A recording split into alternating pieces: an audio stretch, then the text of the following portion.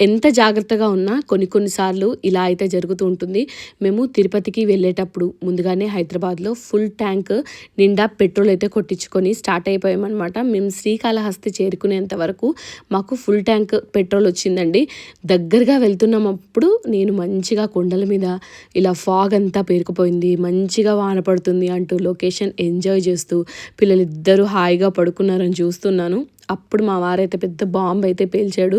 Petrol అయితే ఒక్క point మాత్రమే ఉంది అని కార్‌లో. సరే అని అక్కడున్న పెట్రోల్ బంక్స్ అన్నీ చూసామండి. కానీ అక్కడ డీజిల్ అవైలబుల్‌గా ఉంది గానీ నాకైతే పెట్రోల్ కనిపించలేదనమాట. గూగుల్ మాతకి దండం పెట్టుకొని ఇంకా ఆ రూట్ పట్టుకుంటూ వెళ్ళాము. మాకైతే అక్కడ ఒక బంక్‌లో పెట్రోల్ కూడా అవైలబుల్‌గా ఉందని చెప్పారు. కానీ వాళ్ళు క్యాష్ మాత్రమే తీసుకుంటాము. గూగుల్ పేతో పే చేస్తే పెట్రోల్ పోయమని చెప్పారు. అదృష్టం కొద్దీ ఉన్న డబ్బులు వాళ్ళకి ఇచ్చేసి పెట్రోల్ అయితే కొట్టించుకొని మళ్ళీ తిరుపతికి స్టార్ట్ అయిపోయాము. మీరెప్పుడైనా ఇలాంటివి ఫేస్ చేశారా? కామెంట్ చేయండి.